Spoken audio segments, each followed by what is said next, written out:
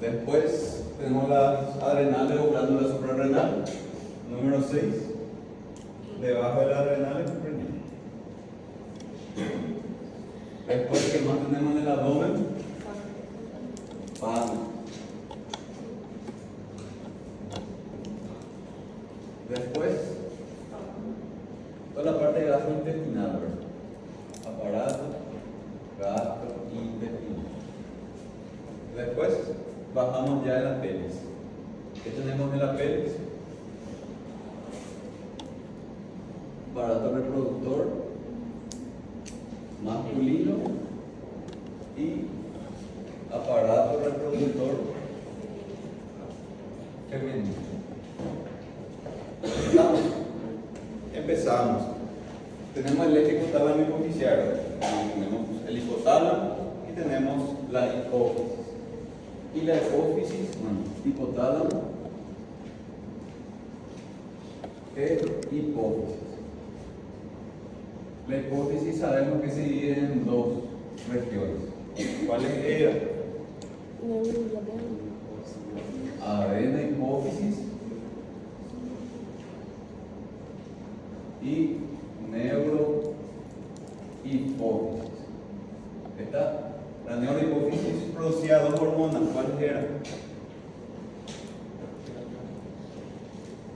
ADH o ADH, hormona antidiurética, y la oxitocina.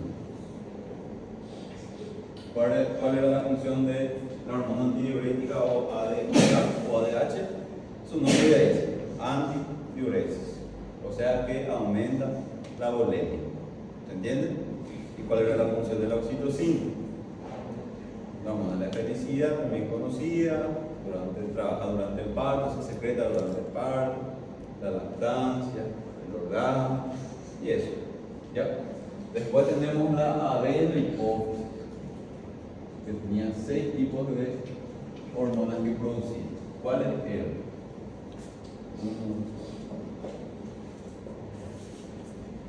¿Se recuerda? ¿Qué producía la adenohipófisis? 1, la hormona de crecimiento, o que H. ¿Está? Y después vamos relacionando con lo que tenemos acá. Tiroides. ¿Cuál era la hormona que se encargaba de estimular la tiroides? TSH. Acá tenemos tiroides. Bajamos acá. La tiroides no se regula con el tal. El corazón no se regula con la volemia. Adrenales que teníamos aldosterona, cortisol. De ahí no apareció el cortisol. ¿Cómo se llamaba la hormona que estimulaba el cortisol o la secreción del cortisol? Corticotropina o ACTH. Después vamos al riñón, ¿no? Páncreas, ¿no? Y ahí la parte sexual, la parte del reproductor femenino y masculino, tenemos las hormonas, las gonadotropinas. ¿Cuáles son las gonadotropinas? FSH, hormona folículo estimulante, y LH, hormona luteinizante. Y por último tenemos la lactancia, la prolactina. ¿Estamos? Ahí son 6 hormonas que son producidas por la adenohipófisis. ¿Cuántas hormonas son producidas por la adenohipófisis? 6. ¿Está? Ahora bien, estas hormonas son reguladas por el hipotálamo. Y también son 6 hormonas. 1, 2, 3, 4, 5 y 6. 1. Hormona de crecimiento. Tenemos la hormona liberadora de la hormona de crecimiento y tenemos la hormona inhibidora de la hormona de crecimiento. Gonadoliberina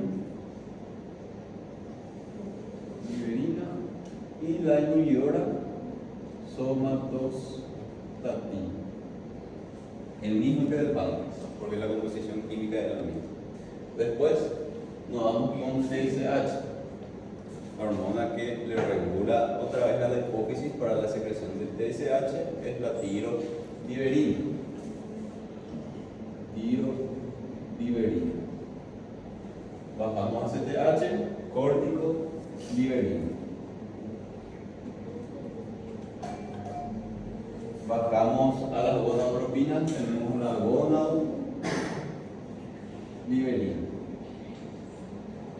y bajamos a la prolactina. La prolactina se secreta de forma independiente sin necesidad de el hipotálamo. Lo que necesita secretar el hipotálamo es una hormona que le inhiba a las células que producen la prolactina, ¿sí? Que son las células lactógenas. ¿Está? O sea, hormona inhibidora de la prolactina. Hormona inhibidora de prolactina. Y ahí tenemos las 6 hormonas que son liberadas por el hipotálamo. ¿Ya? Tenemos las 6 que son producidas por el hipotálamo, 6 por la hipófisis y 2 por la neurohipófisis. ¿Cuántas hormonas produce el hipotálamo? 6. ¿Cuántas hormonas produce la adenohipófisis? 6. ¿Y cuántas hormonas produce la neurohipófisis? 2. 6, 6, 2. ¿Está? 6, 6, 2. Vamos a la tiroides. ¿Cuántas hormonas produce la glándula tiroides? Eu poderia pedir para o senhor aumentar, por favor, porque aqui da frente Ah, não dale. pude ver. Ah, sí, es mucho. Bueno, ves, que es más grande. Bueno, ¿cuántas hormonas produce la glándula tiroides? 3. ¿Cuáles son? T3, T4 y calcitonina. ¿Está? ¿Cuál es la función de T3, T4? De forma simple y sencilla, ¿cuál es la función de T3, T4? Estimula el metabolismo celular. ¿Está? ¿Cuál es la función de T3, T4?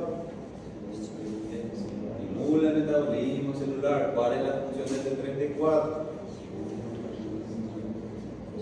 No me convence. ¿Cuál es la función de T3, T4? Último, ¿cuál es la función de T3, T4?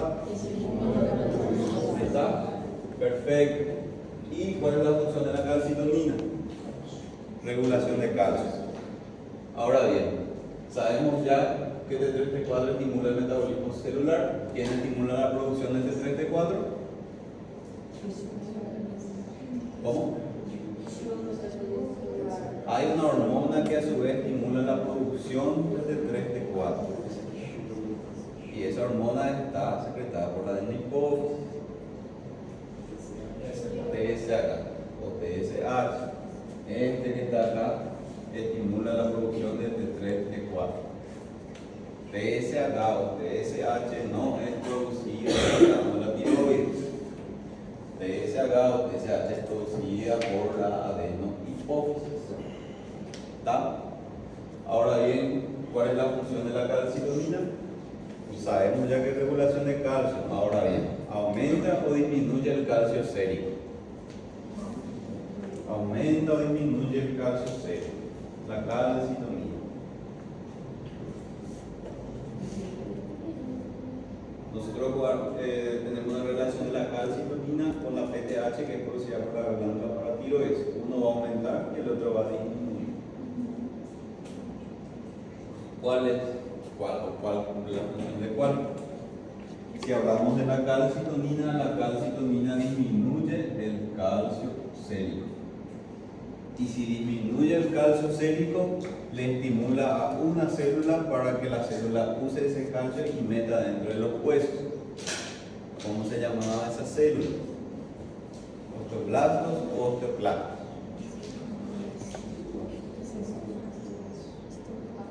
Los osteoblastos construyen y los osteoclastos destruyen.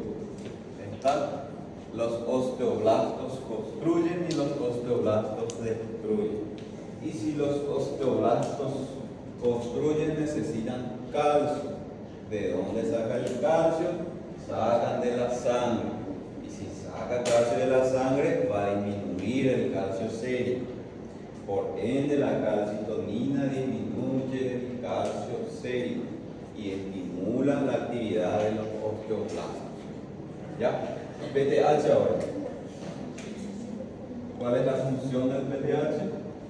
Tiene consonancia con la calcitonina. Si uno disminuye, obviamente el otro va a aumentar. Y se regulan entre dos también por feedback negativo. ¿qué va a causar, qué va a hacer con el calcio sérico? Va a aumentar. Y ahí dijimos calcio sérico, calcio plasmático, que es lo mismo, o calcio en la sangre, o calcemia. Son dos términos que significan lo mismo. Calcemia, calcio en la sangre, calcio plasmático, calcio sérico, todo lo mismo lo que ya estoy diciendo. Ahora bien, si la calcitonina le estimula a los osteoblastos, la PTH ¿a quién le estimula? A los osteoblastos.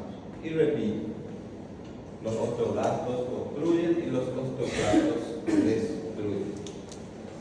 Ahora bien, yo puedo tener un aumento de la producción de T3, T4 de mi glándula tiroides. Voy a tener un aumento del metabolismo celular. Hay una patología en donde ocurre es el hipertiroidismo, justamente donde tenemos una hiperproducción de T3, T4, que puede ser, y la causa principal es la enfermedad de Graves-Wasser, que es una enfermedad autoinmune, en donde los anticuerpos sobreestimulan la glándula tiroides porque son parecidas justamente al TSH. Estimulan y estimulan y estimulan la glándula tiroides, y la glándula tiroides comienza a producir y a producir y a producir T3, T4, causando sus repercusiones, ¿verdad?, en el paciente o en la persona.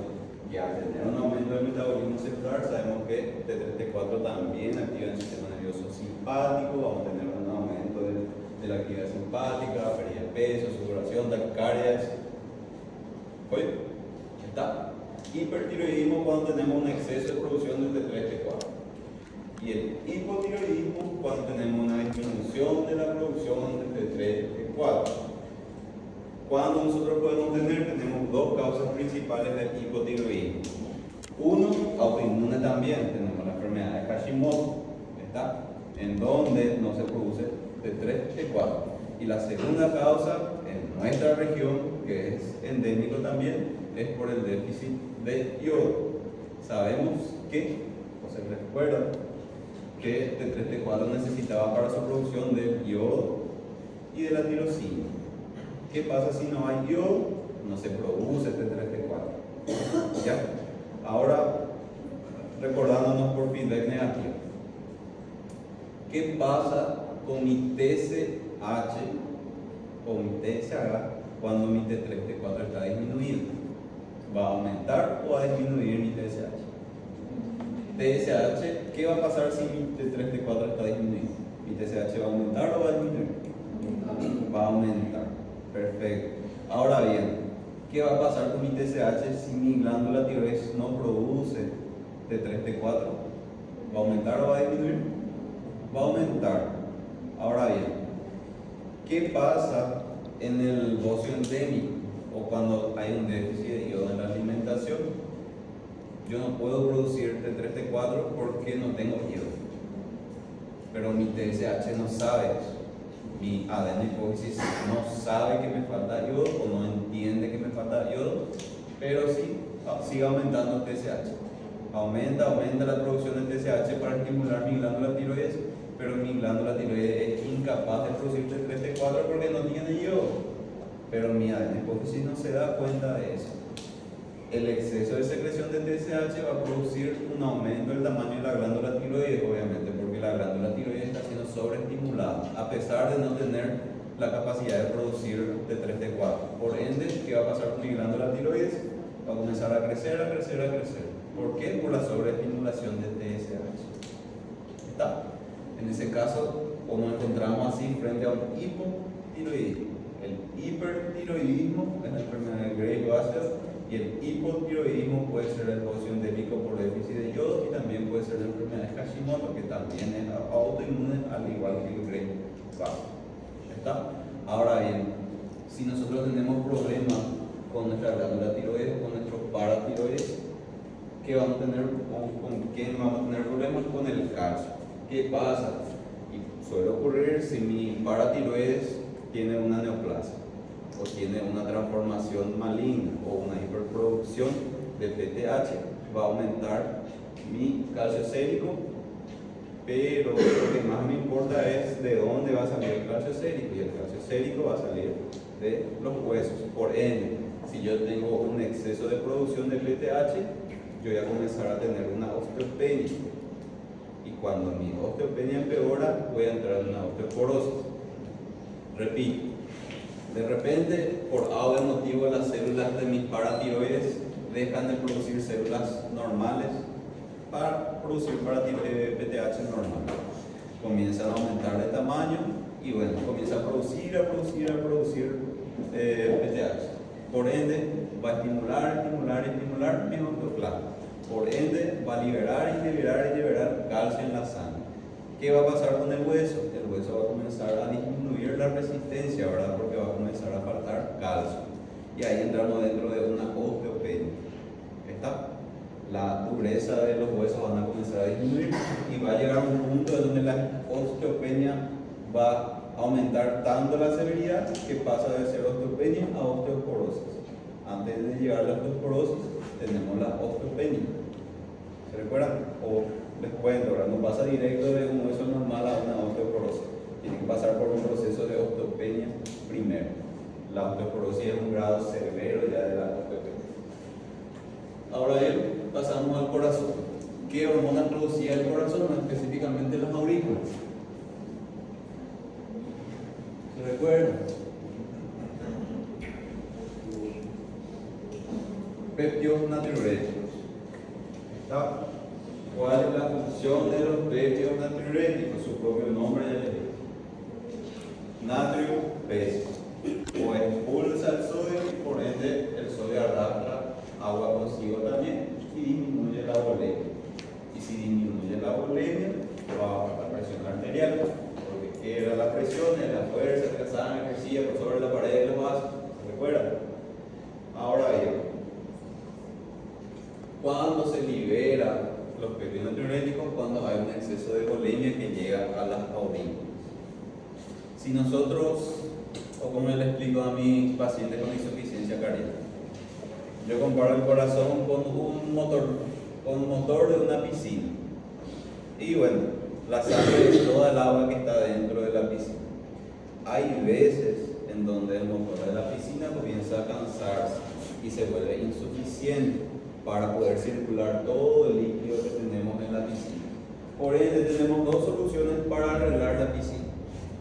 O para que la piscina siga siendo funcionante, para que se pueda entrar a bañarse en la piscina. Uno, cambiar el motorcito o cambiar el motor. Obviamente, la opción más lógica, pero bueno, no encontramos en todas partes motorcito, ¿verdad? No podemos encontrar en cada esquina un corazón para trasplantar. Y la otra opción, que es la opción que más se hace, que justamente forma parte del tratamiento de insuficiencia cardíaca, es disminuir el agua.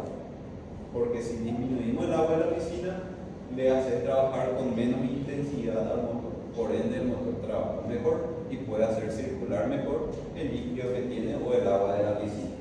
Y así, teniendo eso en cuenta, yo comienzo a tener mis pilares de tratamiento de la insuficiencia cardíaca.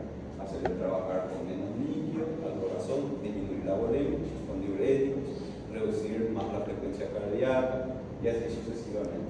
¿Está? Recuerden, tratamiento de la insuficiencia cardíaca, o cambiar el corazón o disminuir la volemia. Y si vas a disminuir la volemia, ahí vas a mejorar justamente la funcionalidad del corazón.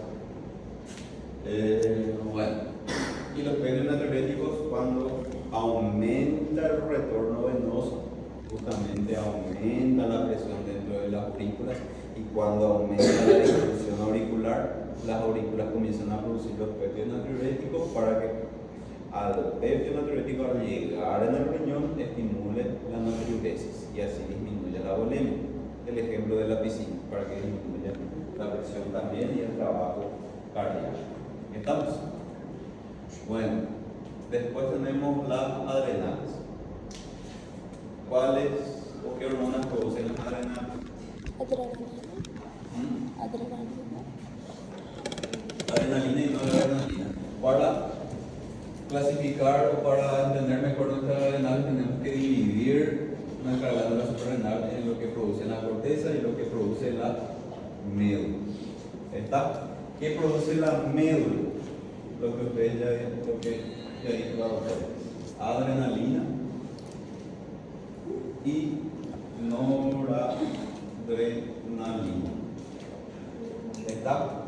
Muchísimos se equivocaron en el examen final, justamente yo pregunté eso, ¿qué produce o dónde se produce la aldosterona? Y me colocaban médula suprarrenal y no, ¿verdad?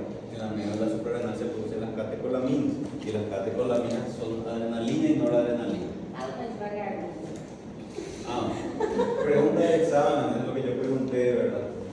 ¿Dónde se produce la aldosterona? Coloqué las tres zonas de la corteza y médula suprarrenal, y un gran grupo de alumnos respondió médula suprarrenal. Y no, ¿verdad? En la médula suprarrenal se producen las catecolaminas, y las catecolaminas son adrenalinas y noradrenalina. ¿Y qué es la adrenalina y qué es la noradrenalina? Son neurotransmisores del sistema nervioso simpático o parasimpático. Simpático. ¿Y cuál es el neurotransmisor del parasimpático? La acetilcolina. ¿Cuál es el neurotransmisor del parasimpático? Acetilcolina. Está del parasimpático, y del simpático es la adrenalina y la noradrenalina. Ahora bien, tenemos la corteza. La corteza se divide en tres zonas. Zonas. Uno, la zona glomerular, otro la zona reticular y otro la zona fascicular. Al revés, zona fascicular y zona reticular. ¿Qué produce la zona glomerular de la corteza de la glándula suprarrenal?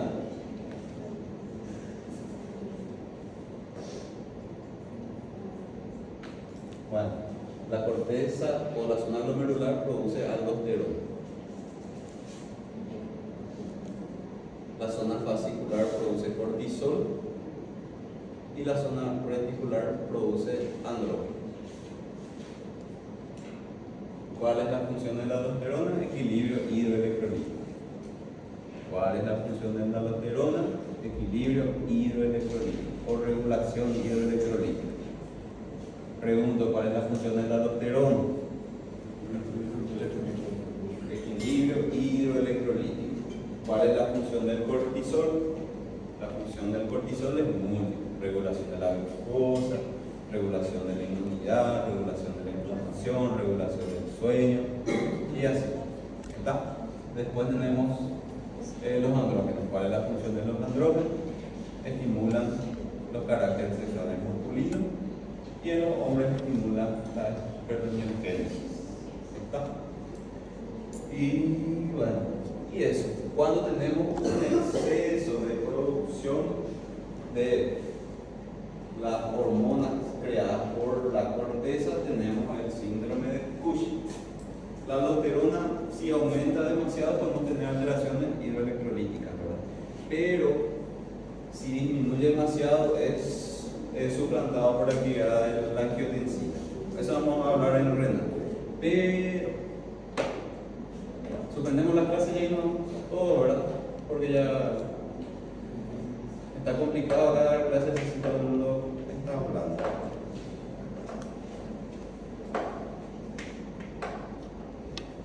¿Puedo continuar la clase? Cuando tenemos un exceso de la producción de las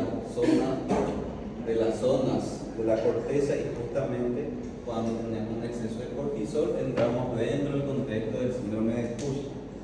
Un exceso de la producción de cortisol o de corticoides. Podemos también tener una alteración, un exceso de la producción de la aldosterona, en donde vamos a tener una alteración hidroelectrolítica, y un exceso de la producción de andrógenos. Así, si tenemos un exceso, si va para arriba es Cushing, y si va para debajo va a ser Addison o síndrome de Addison. El exceso le llamamos síndrome de Cushing, y el déficit o la insuficiencia de la corteza de la glándula suprarrenal le llamamos síndrome de Addison. Y después tenemos una patología que puede ocurrir a la médula, que es el feocromocitoma. ¿Qué es el feocromocitoma? Es un tumor presente en la médula de la glándula suprarrenal que produce un aumento de la producción de adrenalina y noradrenalina.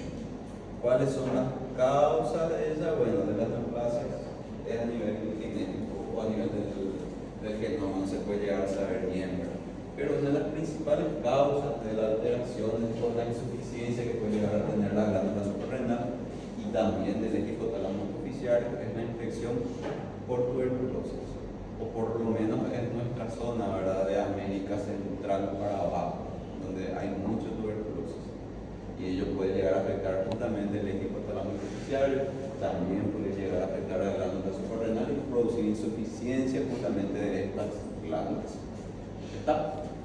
Después, recuérdense, cuando produce demasiado la glándula suprarrenal o la corteza, sus hormonas, le llamamos síndrome de Cushing. Y si disminuye o hay una insuficiencia de la producción de esta hormona, le llamamos síndrome de Addison. ¿Está? Después pasamos al riñón. El riñón vamos a dar más adelante. Entramos en el páncreas. Y el páncreas tenemos los islotes de Langerhans. En los islotes de Langerhans tenemos las células. ¿Se recuerdan? 4 tipos de células: alfa, beta, delta y PP, de los cuales PP produce un polipéptido pancreático que ayuda para la secreción exógena o para la digestión, ¿verdad? Entra más ya dentro del aparato gastrointestinal. Pero las células alfa, beta y delta producen hormonas endógenas. ¿Qué produce la célula alfa? Insulina.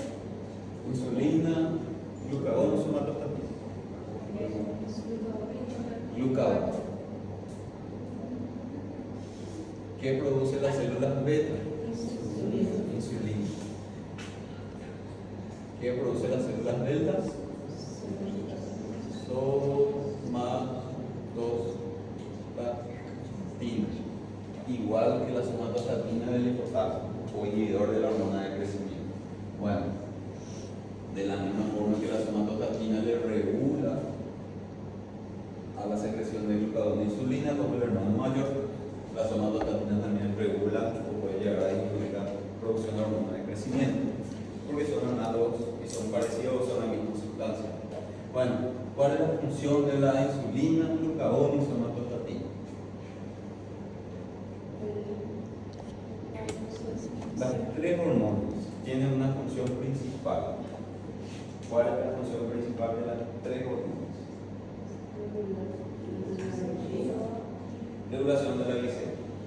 ¿Está? O regular la glucosa seca, o regular la glucosa plasmática, o regular la glucosa en la sangre. ¿Está? Si vamos a meterle a los 3 dentro de un grupo y preguntar cuál es la función de estas 3 hormonas juntas, la respuesta tiene que ser regulación de la glucosa principalmente.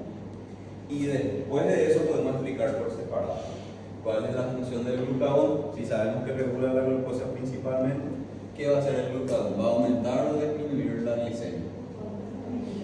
Aumentar. Perfecto. ¿Cuál va a ser la función con respecto a la glucosa de la insulina? Va a disminuir la glucosa seca, ambos secos. ¿Y cuál es la función de la somatostatina? Es el hermano mayor del glucagón y la insulina. ¿Está?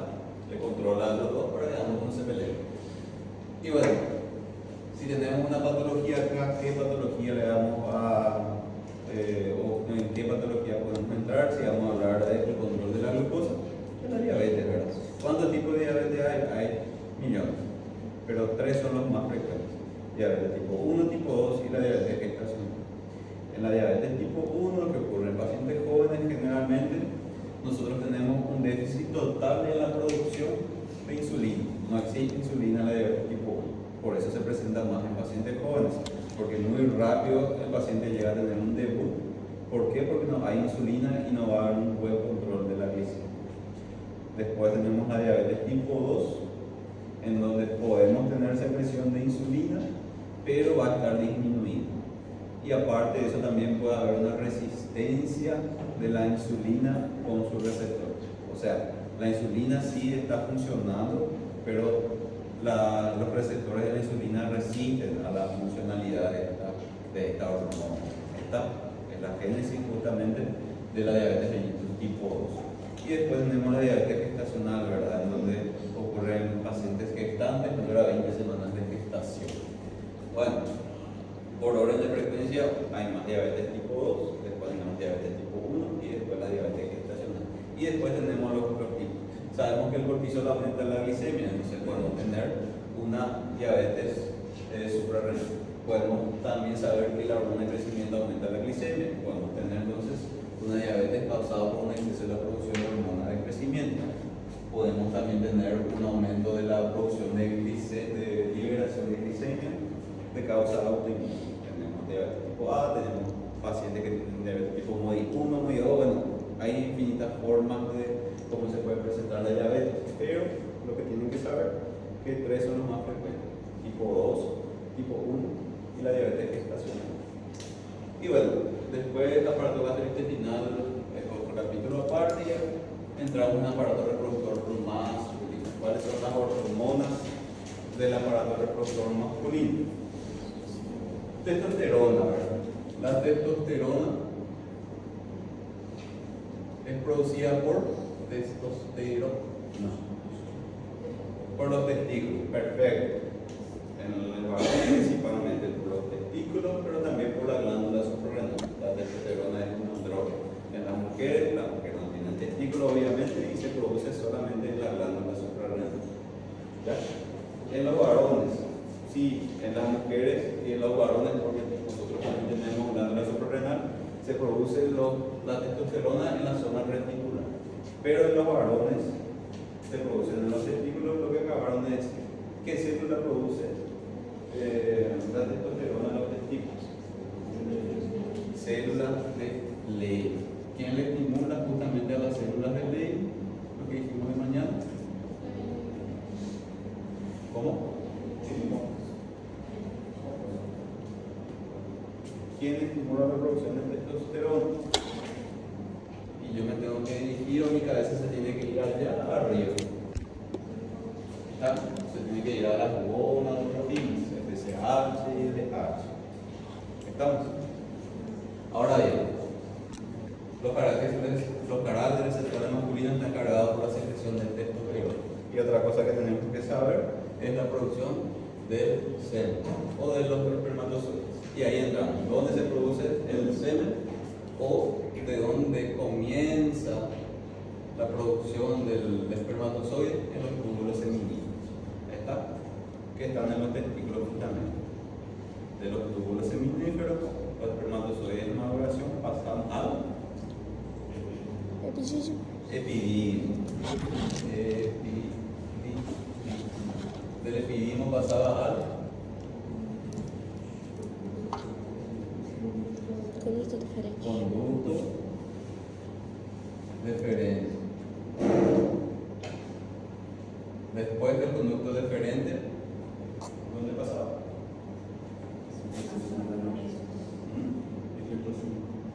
¿Cómo? Durante el paso de los espermatozoides hacia la uretra, recibe la secreción de los productos de la vesícula seminal y de la próstata. ¿Está? Vesícula seminal y la próstata. Bueno, todo se produce en los túbulos seminíferos, se produce en el espermatozoide. Posteriormente, lo que se produce en los túbulos seminíferos pasa al epidídimo y del epidídimo al conducto deferente. En su paso en el conducto deferente, cuando se está dirigiendo ya hacia la uretra, bueno, reciben los productos de secreción tanto de la vesícula seminal primero y después de la próstata. ¿Ya? Y después, una vez que está compuesto eso, pues se produce el semen, porque el semen es el producto final de producción justamente de todas las glándulas sexuales masculinas. ¿Está? Y de ahí pasa la uretra y la uretra para el exterior. Y ahí tenemos la diferencia entre emisión y eyaculación. ¿Recuerda? La emisión es la producción del semen de forma completa, en donde tenemos el espermatozoide que se encuentra almacenado en el conducto deferente, que recibe la secreción de la vesícula seminal y de la próstata. Esa es la emisión. Y la eyaculación es cuando el semen ya es expulsado hacia el exterior. ¿Estamos? Hay una diferencia entre emisión, en donde se forma el semen, y la eyaculación es la expulsión del semen. Y ahí tenemos el orgasmo masculino. Como el orgasmo masculino también es activo. Y como ya vimos en su momento en la clase, bueno, hay una sobreactivación del simpático y del parasimpático para la erección de los cuerpos eréctiles masculinos. ¿Qué nervio estimula la erección masculina y femenina también? ¿El simpático o el parasimpático? El parasimpático.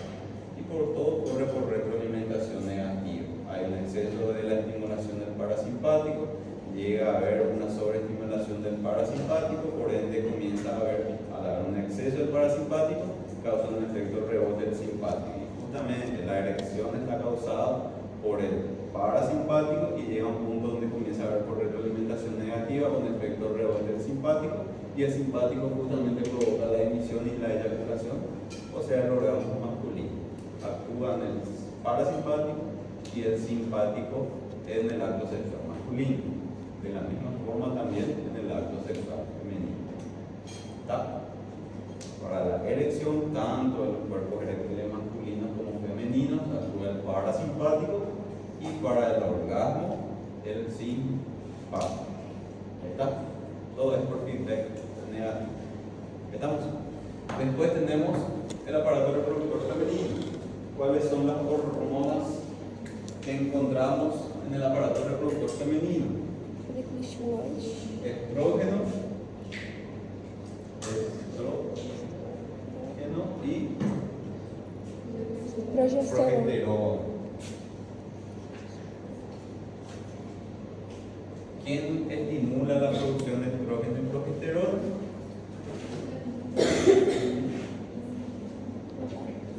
¿Quién estimula la producción de estrógeno y progesterona? Las gonadotropinas, allá arriba, y justamente a eso le llamamos el eje hipotálamo, hipoficiario, ovario. ¿Dónde están las gonadotropinas, el LH-FSH y el estrógeno y la progesterona? Sabemos que hay una relación más directa entre la FSH, que estimula la producción de estrógeno, y la LH, que estimula la producción de progesterona. ¿Estamos? Ahora bien, teniendo esto en cuenta, entramos en el ciclo ovárico femenino, con el ciclo menstrual femenino. Y si vamos a hablar del ciclo menstrual femenino, vamos a dividir el ciclo en dos partes. Vamos a ver si los varones aprendieron. Tenemos primero lo que ocurre en el ovario y después tenemos lo que ocurre en el endometrio. Tenemos así nuestro cuadro y dividimos en la mitad nuestra línea acá para formar 4 cuadrados. Y bueno, este punto medio del ciclo ovárico le llamamos día 14. ¿Por qué es importante separar esto y colocar un día 14 acá? Porque en el día 14 ocurre la ovulación. ¿Está? Y así nosotros separamos y podemos clasificar el ciclo menstrual femenino. Empezamos. ¿Qué ocurre en el ovario? En el ovario primero o antes del día 14 ocurre la fase folicular. ¿Y por qué se le llama fase folicular? Porque en la fase folicular un folículo maduro. ¿Está? Se le agarra un folículo del ovario, de entre los tantos folículos que tiene el ovario, y comienza a madurar ese folículo. Llega un punto en donde el folículo está tan maduro que llega a estallar. ¿Está? Y ese folículo maduro, cuando estalla, libera el ovocito. Cuando se rompe acá, libera el óvulo. Y el óvulo ya está potencialmente fecundado. ¿Está? El óvulo después se va a la trompa de Falopio. Ahora, ¿qué sigue ocurriendo en nuestro ovario? O sea, en el ovario de las mujeres. Lo que queda del folículo o el folículo roto se convierte en cuerpo lúteo. Y ahí le da el nombre justamente a la segunda fase, después del día 14, que es la fase lútea. Fase folicular y fase lútea. ¿Está? Repitiendo, el ciclo ovárico femenino, que tiene su día entre 22 y 35, en promedio 28 días, podemos dividir en la mitad en el día 14. ¿Qué es lo que nos divide en la mitad? La ovulación o la capacidad de fecundación que tiene de fertilidad que tiene la mujer, o la capacidad de fecundación que tiene el óvulo. los 14 o lo que ocurre antes de la ovulación le llamamos fase folicular, que es donde se agarra un folículo para que madure, y cuando se rompe ese folículo maduro, libera el ovocito que se va a la trompa de Falopio, lo que quedó del folículo le llamamos cuerpo lúteo. ¿Está?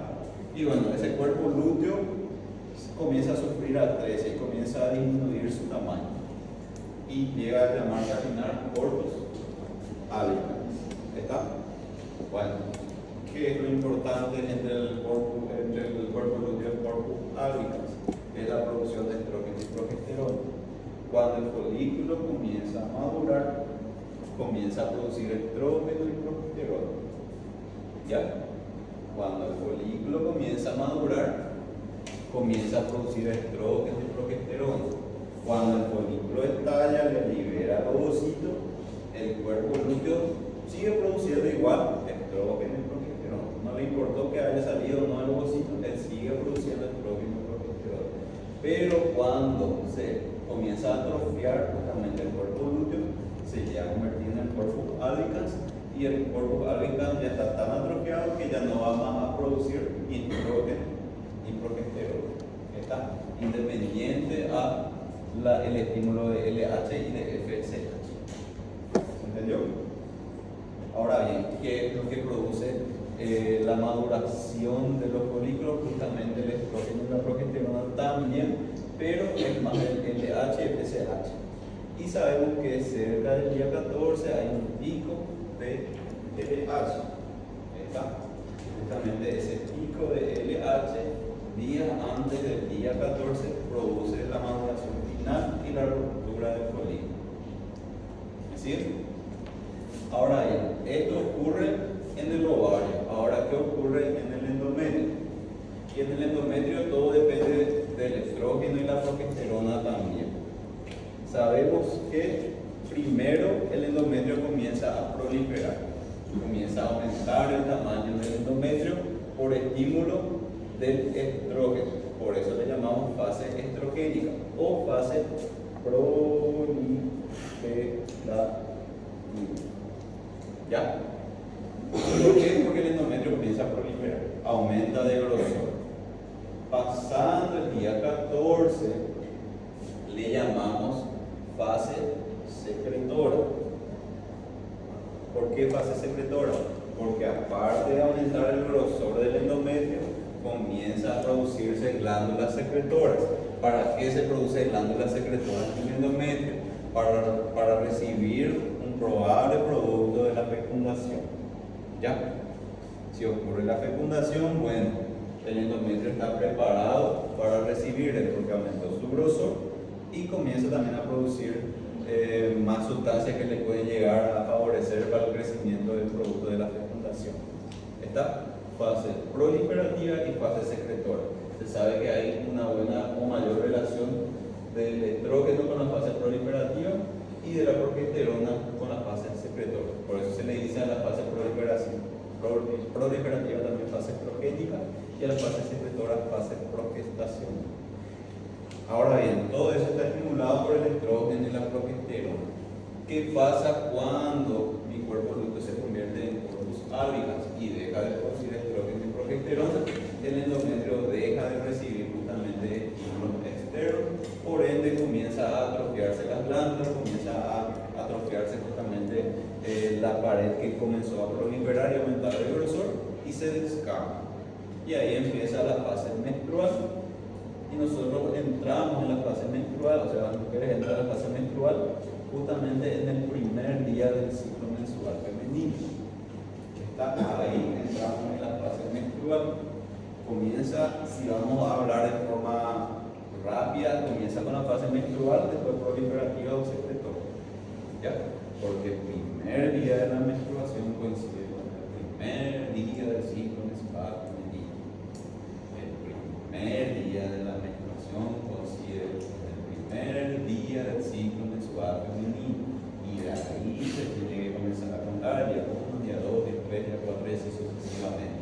Para saber cuándo es el periodo fértil. ¿Cómo? 3 días antes, 3 días después, 2 días antes, 5 días después, 5 días antes, 5 días después. Depende de la literatura. ¿Está? Y bueno, Preguntas. Estamos liberados. No tenemos nada de